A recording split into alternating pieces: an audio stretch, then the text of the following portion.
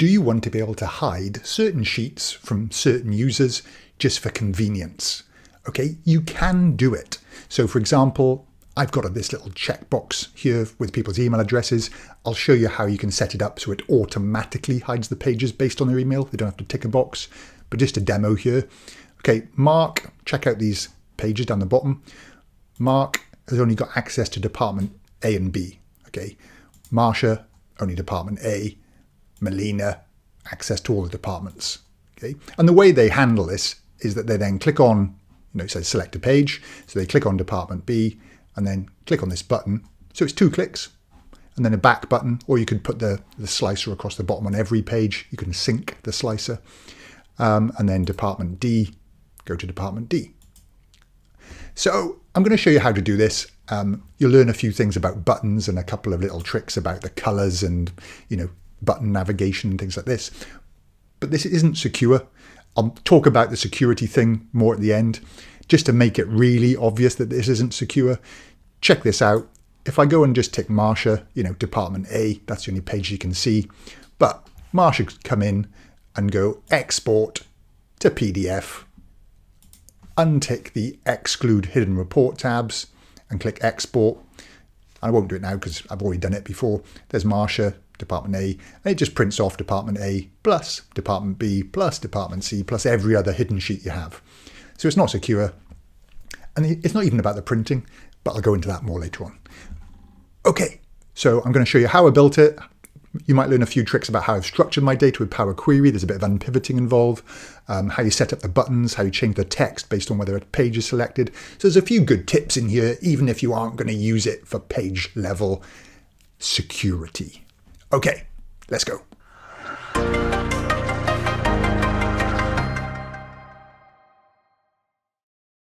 Okay, so we're starting off with this basis that we've got 4 different sheets, and the name of the sheets is important because you've got to enter those into Power Query in a second. And then you right click and you hide all the sheets you don't want people to see. Okay, so that's sort of step 1. Right, then we go into Power Query and we're going to create a blank query. So transform data. You can use the enter data button. This is the way I set this up. Just use enter data, or you could pull this from somewhere else like an Excel file or something. But really this was the source step. Let me go into it. This is how I set up my data. Okay, a list of email addresses. Every column is a different page name, must match exactly with what your pages are called. And then I just put a Y in the column for if they're allowed access to that page. So that was my starting point. Okay, that's how I set it up. So then I just right clicked on the email column and unpivoted other columns. So I did that, which gets you this. I just put a filter on this column for the yeses. So that's all the yeses. And then just to be a little bit fancy, I went add column, custom column. Okay, and I added a little emoji. Okay. Weirdly, you can't actually put emojis in here. So Windows key full stop. I don't know why. So I just put the emoji in some other, anywhere else like Excel, and I just copy pasted it. It's a bit odd. So then I've got this little setup here. Okay, just to make it look a bit fancier. So that's called page display. But the critical one, the one that really matters, is this page. That's the key thing.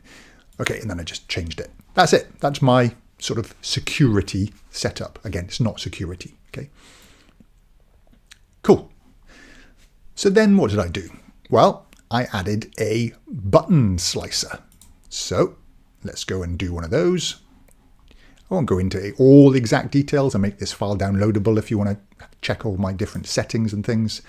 But essentially, I just added the new button slicer.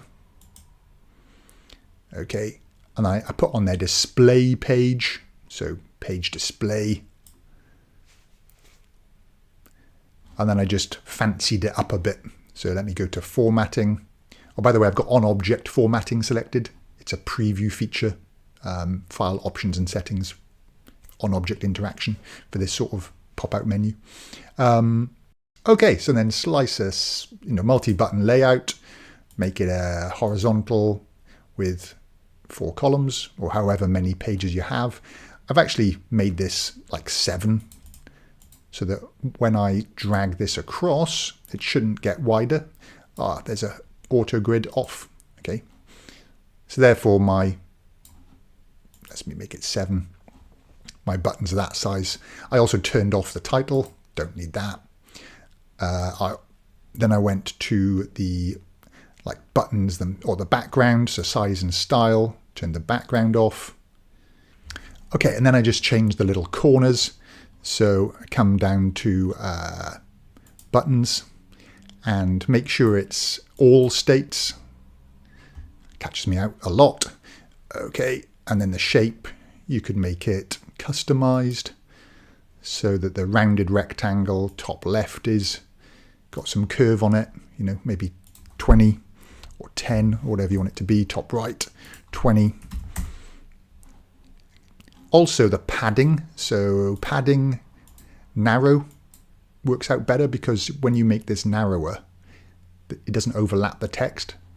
So you get the idea, and I just made them grey, and then on hover I made them slightly bigger font so they pop out a little bit, and adjusted the padding to just pop them out a little bit as you hover rather than sort of a bit, like this. That doesn't really pop out, but if you make the padding nudge across and also increase the font size by 1, you can do all sorts of things like this. Okay, right, so that's a little setup. Then this button, this is the key bit. So here we go, insert buttons. Okay, again, you can pick whatever particular shape you want. Let's go a blank button. And over here, I just changed the button style. Okay, you can change the shape. I went for a chevron. And you can change the border and all this sort of stuff. Again, you can do all that. Okay, but key thing, when somebody clicks on a button, how does this light up? Okay, because what I want this to do is go to a particular page, and that's really the key thing here. So here come a couple of measures I've written. So first of all, has somebody selected a page? So if the number of rows, the unique number of rows is 1, it means somebody selected a page, because if they haven't, then there's more than one page item. Okay, so if it's 1, it's true. If it's not, it's false. So that's my sort of base little measure, starting point. Then I've also said, okay, what color should something go if something is selected? So if is page selected, so if true, if somebody has selected one page, use this color, which is a light blue, otherwise a gray. Okay, so if no pages, that's how that color happens. Okay, and I'll show you where I've used that in a second. Also, my wording changes. So that says, when nothing's there, it says select page. Okay, and then as soon as somebody clicks on the page, it says go to department B. So again, selected page is simply the selected value of the page. This is the page, not the display page. Let me just remind you, my page was this one. That was my original columns. My page display is whatever I want to call it. Look fancy. You don't have to have this at all. You could just use page for everything, right? Okay, so that's my selected page. And then selected page label is go to. And then my text, if selected, is if the page is selected, use the selected page label, which is go to, and that page name. Otherwise, select page and click here. So that's my full setup. And then I just use the FX functions within this button. So under here, you can come down to, for default, text on, and you can click FX. Okay, and you can just go to here and say text if selected. Click OK, and it just says select page, then click here. Okay, because it's conditional, if a page is selected, it now changes to go to department A. And then for the color, I just did the same thing, right? So there's the text and there's the fill color on FX, field value, and then chose color if selected. Click OK. There we go. And then finally, which page do I want to jump to? This is the key bit. Action on. Go to the actions. Okay. It's page navigation. And again, you use the FX and you go to selected page. Okay, so here we go, selected page. Click OK. And then if I click on Department B, it says go to Department B. The selected page, remember, is the selected page. Let me just put that on here.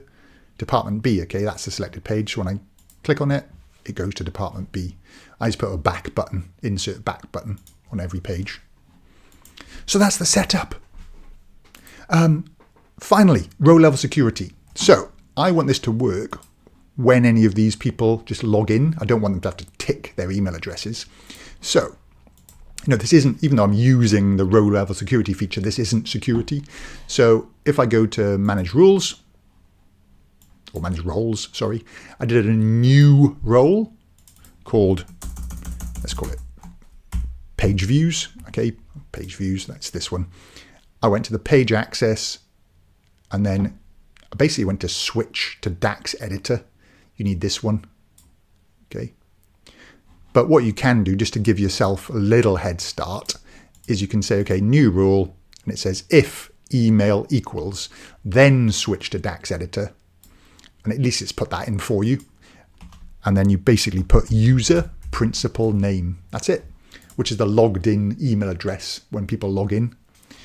So it'll basically filter that little table down just to the records that that particular email address has access to, rather than you. It's the same, equivalently, the automated version of you ticking one of these labels. Okay. The double equals, I don't know, I actually had to look this up. So double equals means exact.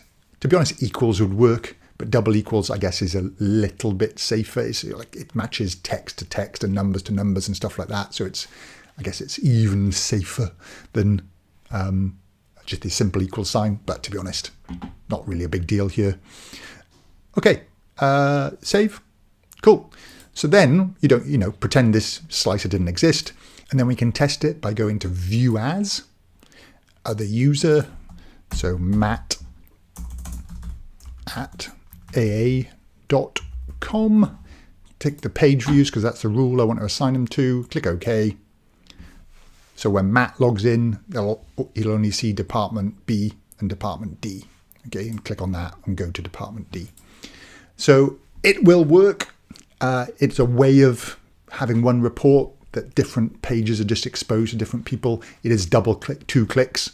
There is no clickable action currently for button slicers. Be nice if potentially there was. It's not a big deal. So there's a bit of maintenance, there's a bit of setup. It's not secure. Now, I always thought in my head that a thin report, so you can basically build a report connected to the data model, was more secure. And in terms of, the end user can't simply print off the hidden pages, that is the approach. Okay, so you basically have a semantic model, you build thin reports off it, and you share those reports with different audiences. But according to Microsoft, and from what I've heard from others, even that isn't really secure. The end users, if they have the skills to go and hack into the underlying code and stuff in the browser, etc., can actually work out, potentially guesswork and other things, how to connect to other elements in the data model. So even if the report doesn't contain, let's say, salary data, but your semantic model does, you must use row level security on the actual data. Otherwise, even if you're only sharing a visual that doesn't contain any, payroll data on a thin report, there is apparently ways of getting to that data. You can change the definitions and in the sort of code under the hood. So the only really security is proper row level security on the data, not on pages. Okay. Or object level security if you need to hide columns. But again, object level security, bit trickier to set up. Plus, it stuffs up your visuals. So if you've got one item in a column that's object level security, the entire visual breaks. So yeah, it's not great. So there you go. Hope you find that useful. I'll make this file available. Let me know what you think. Is this useful? Were you aware of the security issues? Yeah, love to hear your thoughts. All right, and I'll catch you in the next video.